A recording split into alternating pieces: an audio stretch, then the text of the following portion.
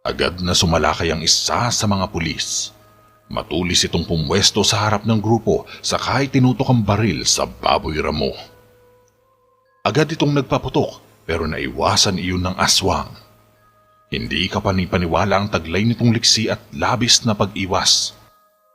Tila ba ay may lihim na kapangyarihan ng baboy ramo at nagamit nito upang protektahan ng sarili. Nakakapangilabot! Sambit ng isa naming kasama sa grupo. Sigurado ako, isang aswang ang kaengkwentro natin ngayon. Tumakbo ako palapit sa baboy ramo, saka binaril iyon gamit ang water gun na may matinding determinasyon. Pero mabilis pa rin itong nakaiwas at bigla akong naisuwagin gamit ang bilog na bilog nitong ulo. Mabuti na lang at sumaklolo si Mang Pancho at hinataw ito ng latigong gawa sa buntot pagi. Napaigik sa sakit ang baboy at lumikha ng malakas na alulong na parang nananaghoy. Pinagtulungan naming lahat ang baboy ramo. Pinaputukan ulit ito ng dalawang pulis habang binabaril namin ng water gun. Ayaw ko sanang mapatay ang baboy pero hindi ako makahirit sa mga kasamahan ko.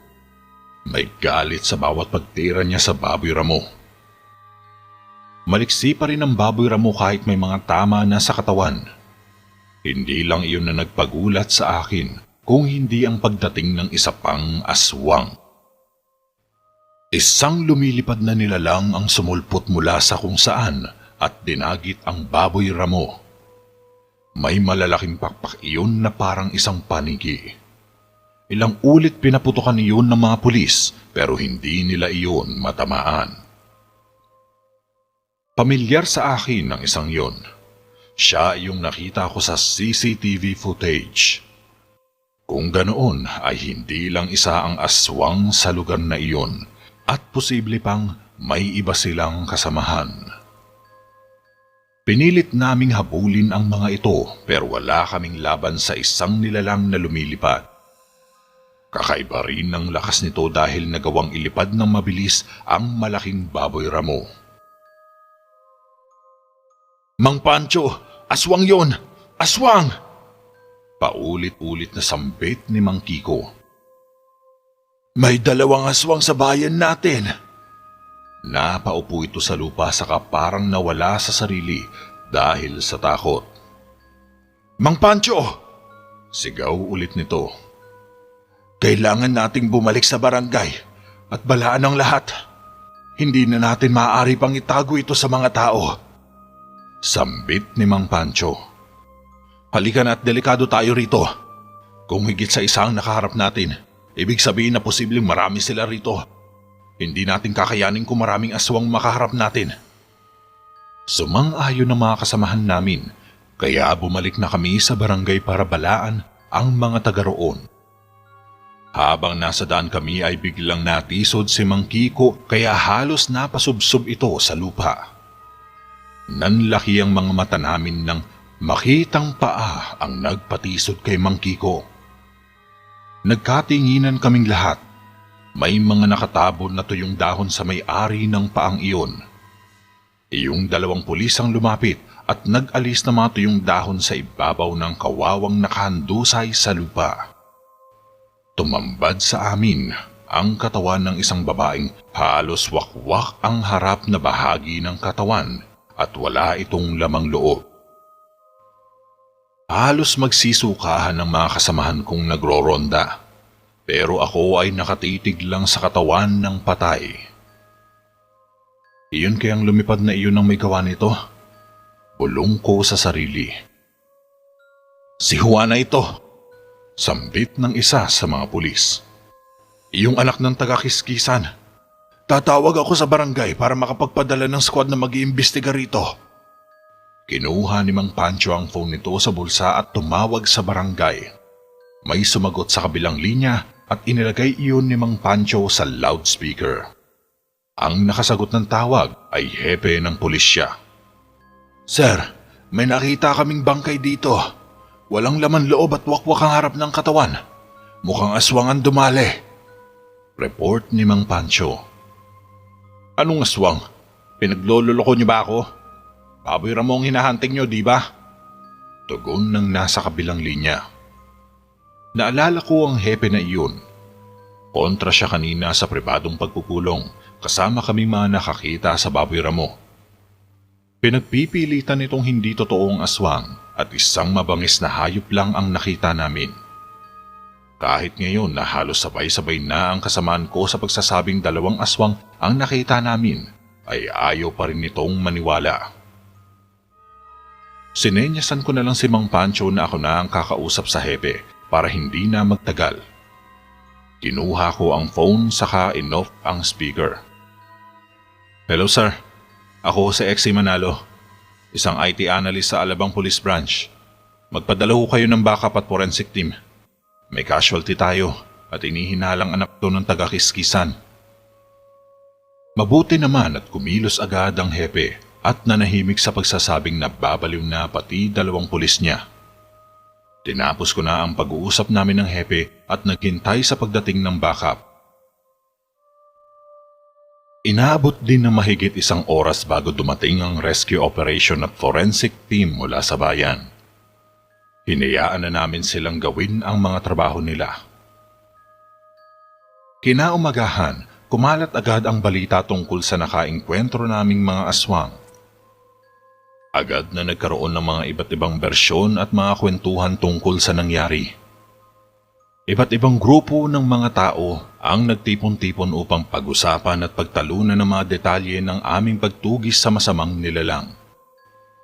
Nagtipon ng mga may bahay at iba pang mga taga-barangay upang magtsismisan sa tindahan ni Aling Nena. Nakakatakot talaga ang mga aswang na iyan, sabi ni Aling Nena. Ang sabi-sabi, marami raw silang napatay dito sa kalapit na nayon.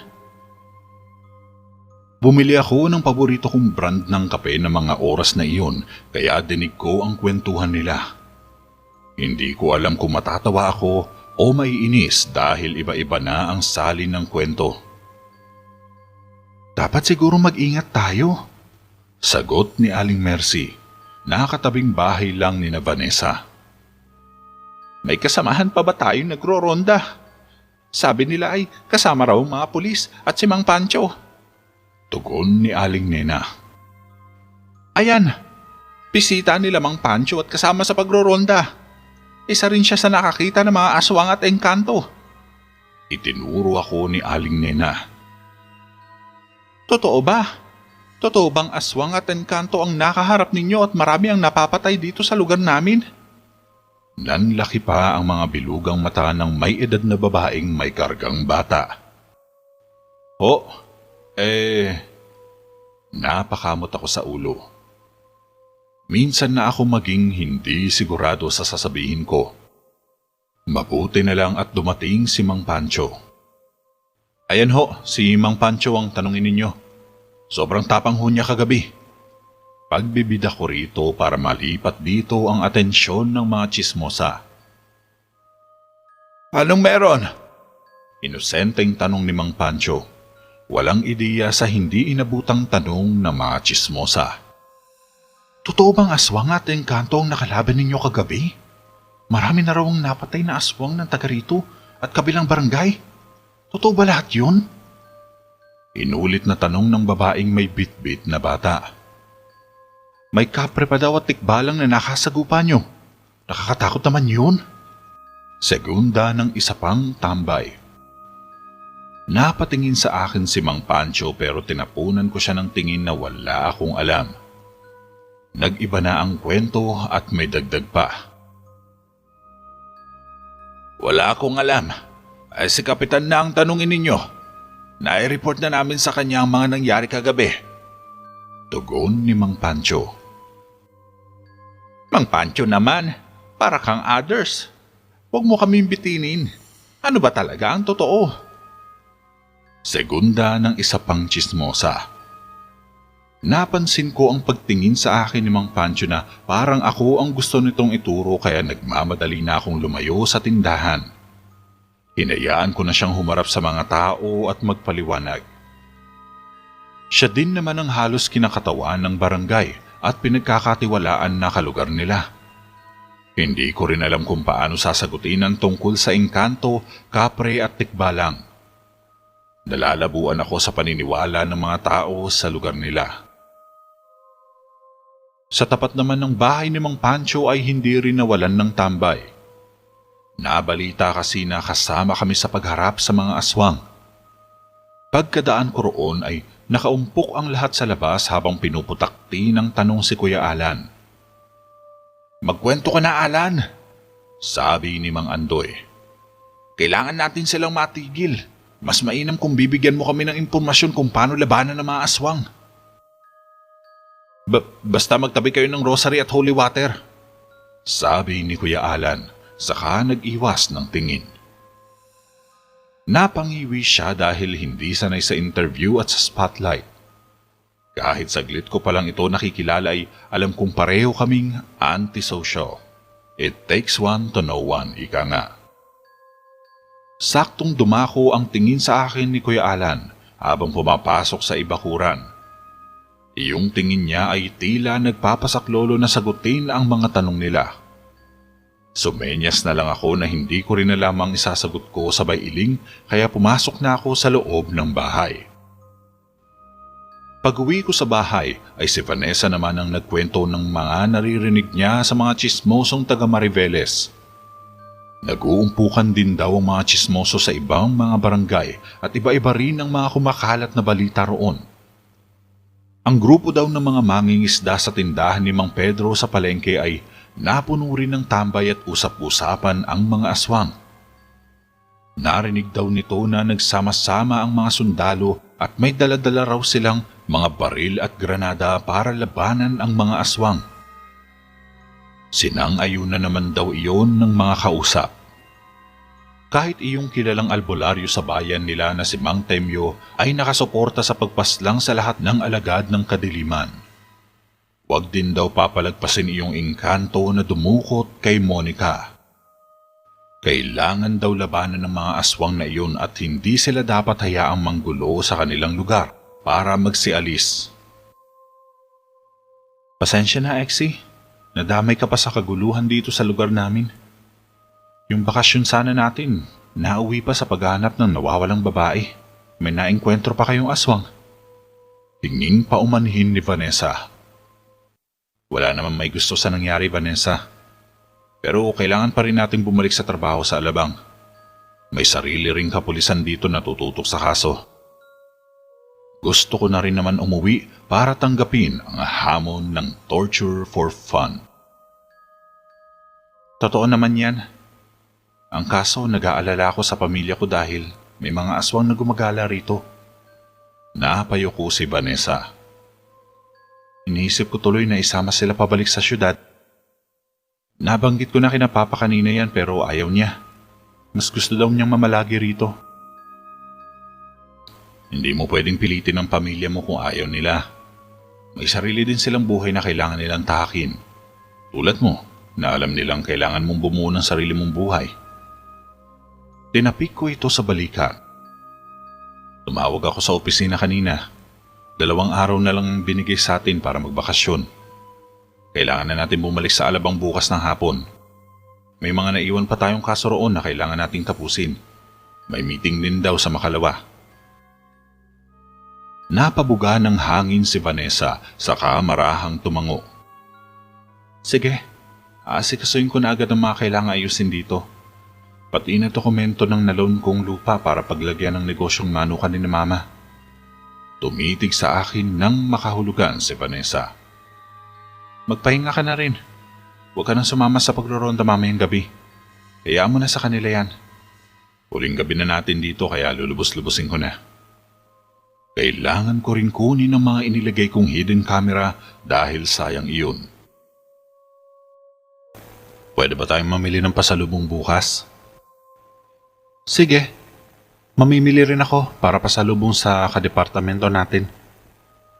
Magpahinga ka na ngayon para may lakas ka pa mamayang gabi. Taboy nito sa akin. Sige, salamat. Umakyat na ako saka nag-lock ng pinto. Tatapusin ko ang panonood ng mga footage na nakuhanan ko. Gusto kong matiyak na wala akong nakaligtaan bago ko tanggalin ang mga ikinabit kong hidden camera. Isa-isa kong pinasadahan ulit ng panonood ang bawat footage. Isinama ko rin sa panonood ang na-hack kong installed CCTV camera. Kahit nakakaantok ang pagtitig sa monitor ng laptop, ay hindi ako nagpatinag. May 2 oras na yata akong nagpalipat-lipat sa iba't ibang kuha ng hidden camera nang mapansin ko ang isang babaeng dumaraan sa makitid na kalye sa kabilang kalye lang ni Vanessa. Kumabog ang dibdib ko dahil ang bulto ng katawan nito at height ay katulad ni Freya. Kahit nakatalikod ang babae ay kabisado ko ang hulma ng katawan niya, kaya may posibilidad na si Freya iyon. Siya nga kaya iyon? Anong ginagawa niya rito? Bakit hindi siya nagpapakita sa akin?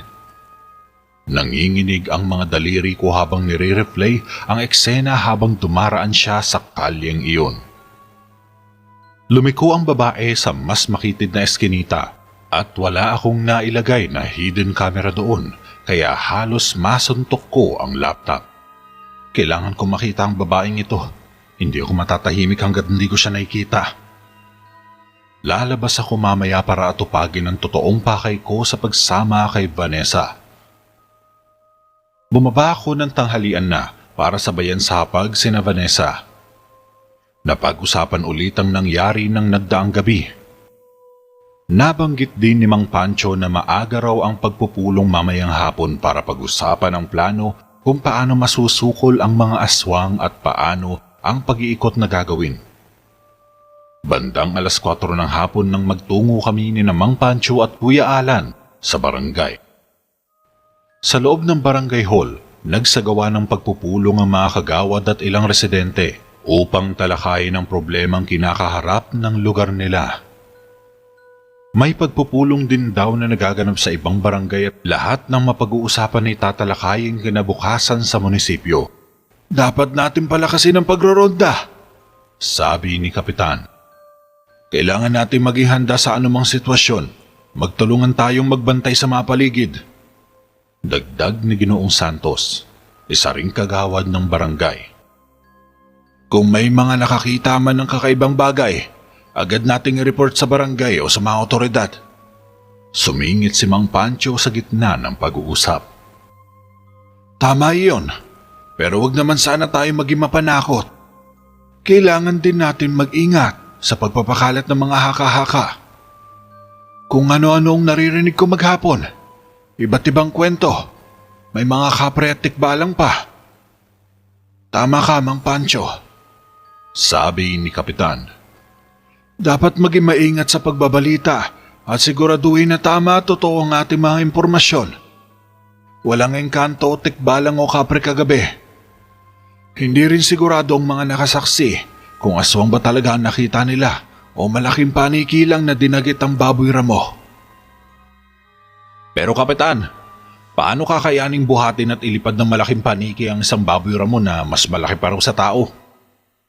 Tanong ng isang lalaking residente na mukhang nasa 40 ang edad na nakidalo sa pagpupulong. Hindi ko masasagot ang tanong mo ngayon. Pero hindi rin tayo pwede magbigay ng konklusyon kung ano nga iyong nakasagupa nila nang wala namang nakakita ng maayos doon. Mabilis daw ang mga pangyayari kagabi. Sambit ni Kapitan para mabalanse ang sitwasyon. Tama naman siya sa sinabi niyang iyon dahil wala ni isa sa amin ang nakakita sa anyo ng nilalang na may pakpak na nakita namin dahil sa masyadong mabilis ang paglipad niyon. Ang malinaw lang ay may nakita kaming bangkay na walang laman loob malapit sa lugar kung saan namin namataan ang baboy ramo.